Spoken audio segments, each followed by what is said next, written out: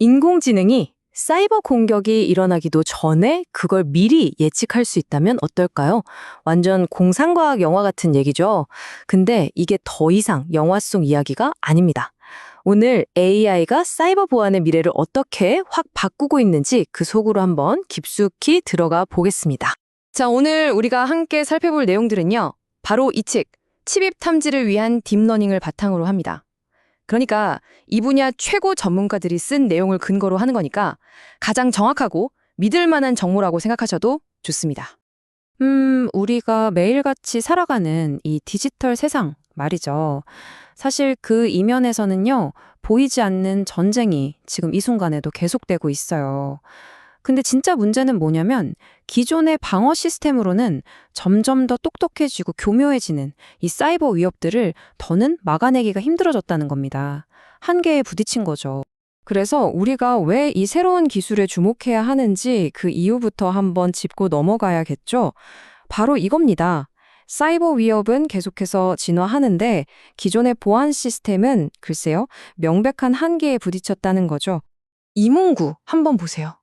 저희가 지금 분석하고 있는 책 서문에 딱 나오는 말인데, 와, 전문가들이 지금 상황을 얼마나 심각하게 보는지 진짜 명확하게 와닿지 않나요? 위협이 그냥 많아지는 수준이 아니라 점점 더 복잡해지고 교묘해지고 있다는 뜻입니다.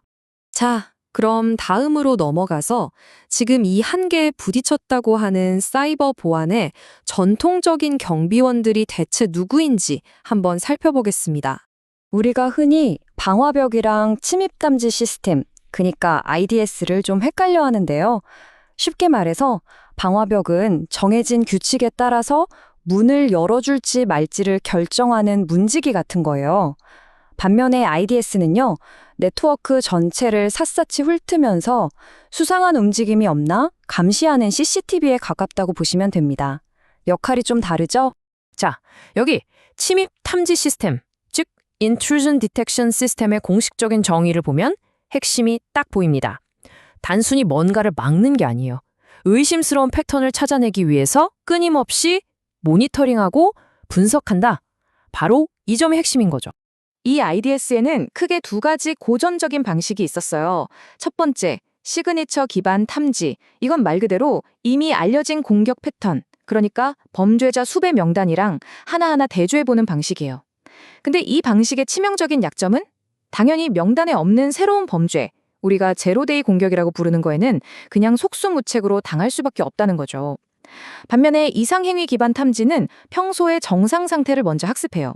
그러고 나서 거기서 뭔가 벗어나는 이상한 낌새가 보이면 바로 잡아채는 방식입니다. 바로 이 지점에서 판을 뒤집는 게임 체인저가 등장합니다. 네, 바로 딥러닝입니다. 사이버 보안 세계에 새로 부임한 아주 똑똑한 보안관이라고 할 수 있겠네요. 기존 머신러닝하고 딥러닝, 뭐가 그렇게 다르냐고요? 가장 큰 차이점은 이겁니다. 예전의 머신러닝은요, 사람이 데이터에서 어떤 특징이 중요한지 하나하나 가르쳐주고 골라줘야 했어요. 하지만 딥러닝은 그냥 원시 데이터를 통째로 던져주면 알아서, 스스로 핵심적인 패턴이랑 특징을 학습해버립니다. 이게 엄청난 차이죠. 딥러닝, 그러니까 딥러닝의 기술적인 정의를 보면 좀 복잡해 보일 수 있는데 핵심은 이거예요. 여러 층으로 된 인공신경망을 기반으로 한 머신러닝의 한 분야다. 여기서 제일 중요한 키워드는 바로 인공신경망입니다. 바로 이거예요. 인공신경망, Artificial Neural Networks. 이게 바로 딥러닝의 뇌의 역할을 하는 겁니다. 사람의 뇌에 있는 신경망 구조를 그대로 본떠서 만든 건데 모든 학습과 판단이 바로 여기, 이 복잡한 망 안에서 이루어지는 거죠. 딥러닝이 침입탐지 분야에 가져온 장점들 정말 놀랍습니다. 위협을 알아서 자동으로 탐지해주고요. 정확도는 또 엄청나게 높아요. 방대한 양의 데이터도 거뜬히 처리하죠. 그리고 무엇보다 중요한 건 계속해서 새로 나타나는 위협에 스스로 적응하고 불필요한 경고, 그러니까 오탐을 확 줄여준다는 겁니다. 이게 핵심이에요.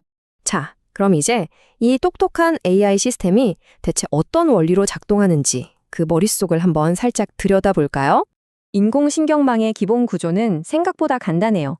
자, 1단계, 입력 계층에서 네트워크 트래픽 같은 날것의 데이터를 받아들입니다. 그리고 2단계, 여러 개의 숨겨진 층, 즉 은닉 계층에서 이 데이터를 샅샅이 분석하면서 복잡한 패턴들을 찾아내는 거죠. 그리고 마지막 3단계, 출력 계층에서 이건 정상 또는 이거 침입 같은데? 하고 최종 판정을 딱 내리는 겁니다. 이 분야에서 아주 중요하게 쓰이는 딥러닝 모델 중 하나가 바로 이 합성곱 신경망, 즉 Convolutional Neural Networks, CNN입니다. 이게 원래는 이미지 속에서 고양이나 강아지 같은 특징을 찾아내는 데 특화된 기술이거든요. 근데 이걸 기가 막히게 응용한 거예요. 네트워크 데이터의 거대한 흐름을 마치 한 장의 사진처럼 보고 그 안에서 이상한 패턴, 뭔가 잘못된 그림을 포착해내는 거죠. 정말 탁월한 성능을 보입니다. 그리고 또 다른 핵심 모델, 바로 순환신경망, Recurrent Neural Networks, RNN입니다. 이 모델의 전문 분야는 시간의 흐름에 따른 순서가 있는 데이터를 분석하는 거예요. 쉽게 말하면 기억력이 있는 모델이라고 할 수 있죠. 방금 전에 들어온 데이터가 다음 데이터에 어떤 영향을 미쳤는지를 기억하고 있는 거예요. 그래서 시간에 따라 교묘하게 모습을 바꾸는 공격 패턴을 잡아내는데 아주 기가 막힙니다. 여기서 정말 흥미로운 지점이 뭐냐면요. 이렇게 강력한 AI 모델들을 똑똑하게 만들려면 어마어마한 양의 데이터, 즉 훈련용 데이터가 필요하다는 거예요. 화면에 보시는 달파나 NSL KDD 같은 데이터셋이 바로 이 AI를 훈련시키는 교과서나 마찬가지인 거죠. 그리고 시간이 흐르면서 UNSW NB15처럼 점점 더 현실 세계 공격 패턴을 잘 반영하는 최신 교과서로 발전해 온 거고요. 하지만 딥러닝이라고 해서 만능은 아닙니다. 모든 장점이 있으면 단점도 있겠죠. 자, 마지막으로 AI 보안의 한계는 무엇인지, 그리고 앞으로는 또 어떤 흥미로운 미래가 기다리고 있는지 한번 균형 잡힌 시각으로 살펴보겠습니다. 딥러닝을 침입 탐지에 활용하는 데에는 몇 가지 풀어야 할 숙제가 있습니다. 첫째, 이 복잡한 모델을 훈련시키는데 돈이 많이 들어요. 엄청난 컴퓨팅 자원이 필요하거든요. 둘째, 공격자들이 일부러 AI를 속이려고 데이터를 교묘하게 조작해서 공격하는 적대적 공격에 취약할 수 있다는 점입니다. 그리고 마지막으로 어쩔 수 없는 근본적인 한계인데 결국 모델의 성능은 얼마나 좋고 많은 데이터를 학습했느냐에 달려 있다는 거죠. 그렇다면 미래는 어떨까요? 과학자들은 이런 과제들을 해결하기 위해서 정말 여러 방향으로 연구를 하고 있습니다.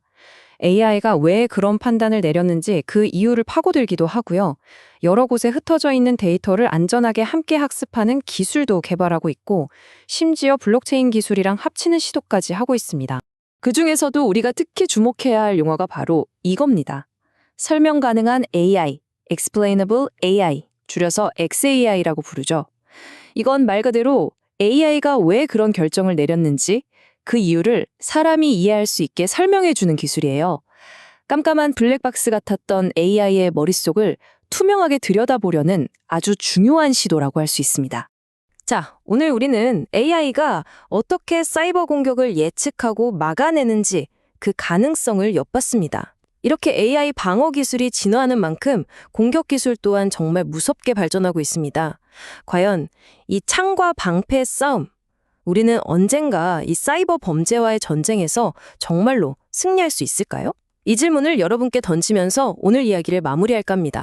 오늘 내용이 사이버 보안의 미래를 이해하시는 데 조금이라도 도움이 되셨다면 좋아요와 구독 버튼 꼭 좀 부탁드리겠습니다. 여러분이 눌러주시는 클릭 한 번 한 번이 저희가 계속해서 더 유익한 콘텐츠를 만드는데 정말 큰 힘이 되거든요.